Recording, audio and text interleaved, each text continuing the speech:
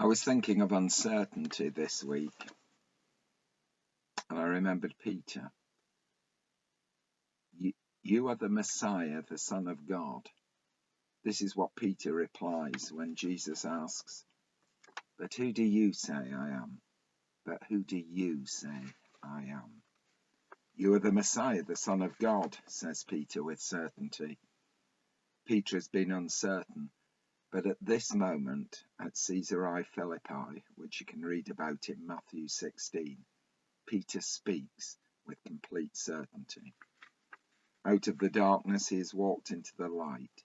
Without the darkness, there would never have been the light of certainty. How I wish that I was blessed with the certainty of Peter, but I'm not, and I worry about uncertainty. But when I really think about it, I don't believe that you or me or Peter or anybody can be certain without first being uncertain. We need certainty in order to understand certainty. All of us feel uncertain at times. Uncertainty seems to lurk fairly closely to us, especially over this past year. It has taught us, I think, that uncertainty can catch up with us at any time. We're walking along when suddenly life can shock us. Our footsteps become uncertain, and we're left with feeling completely disorientated. It can happen at any time. Losing a job, losing a loved one, some personal calamity, bad news, and our life is suddenly thrown into disarray, and uncertainty is there. It's like the feeling you get when you're looking after a child and you lose sight of him or her. I remember when Mark was about 3, we were in a huge outdoor swimming pool in the south of France. I was thinking about something, and when I reached out to Mark, he wasn't there. I couldn't stand up to look for him as the water was too deep. I panicked in those seconds, which seemed to be like hours, and then I saw him. He was bobbing through the water in his armbands, oblivious to my concern. In those seconds of uncertainty, your stomach churns, and you don't know what to do. It's like walking in the dark before the light of reassurance once more begins to shine. The Bible is full of images of light and darkness. The people who walked in darkness have seen a great light.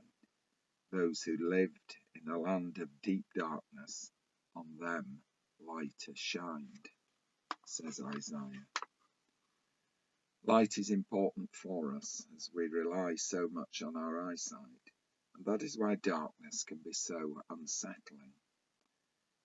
During those dark nights when we're at our lowest, we can often look to the morning, a new day, because the light of day will make things look so much better. With the dawning day comes greater certainty. However, darkness does have its good sides.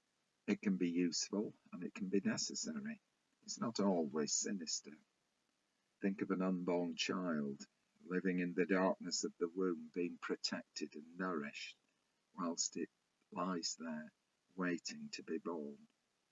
Or seeds germinating in the darkness of rich soil, waiting to flourish and fill the world with life-giving growth. As human beings, we learn a great deal about ourselves in times of uncertainty. New ideas, new realizations, new thoughts are often born out of these times of struggle. We used to take a group of children from school every October up to the Lake District on a writer's weekend.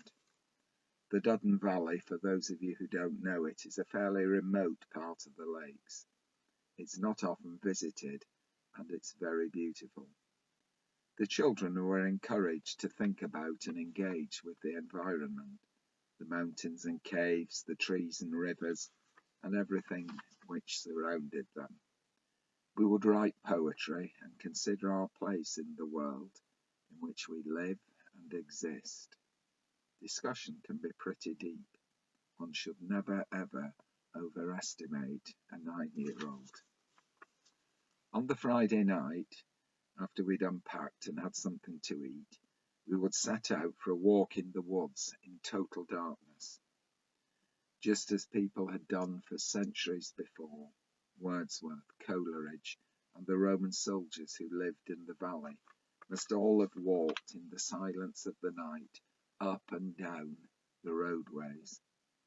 Terry Griffiths, our poet, would cup his hands and call to the owls, and we would stand in silence, listening for a response.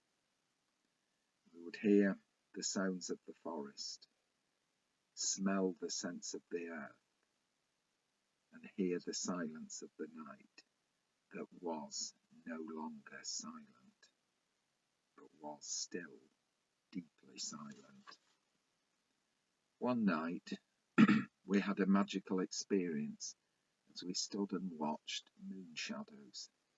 The moon was full, and by its blue light we watched the shadows that our bodies made move on the ground beneath us.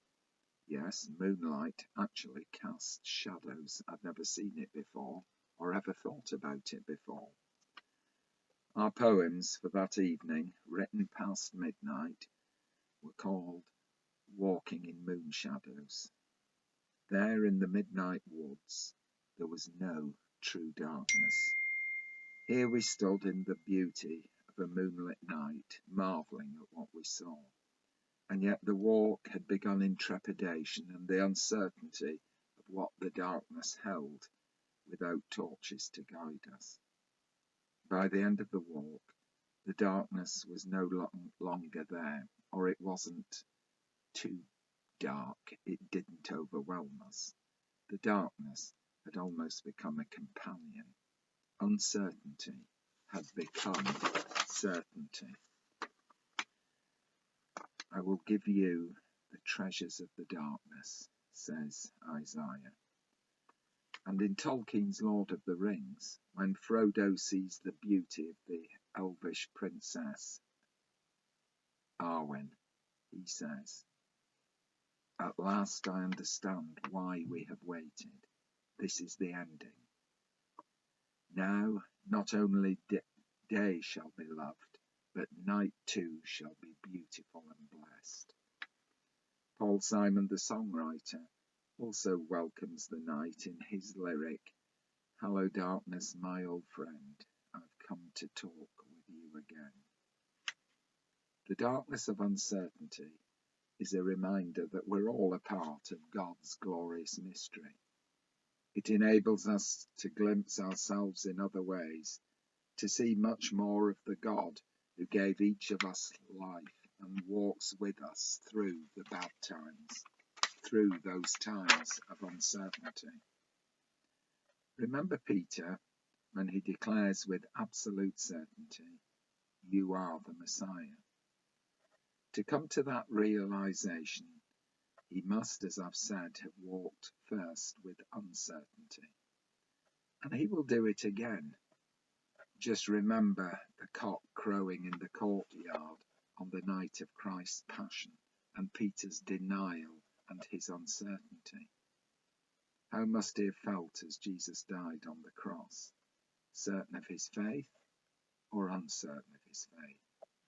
But with each new uncertainty, there must have grown greater certainty, until Peter is willing to die for the certainty that he first declared at Caesarea Philippi.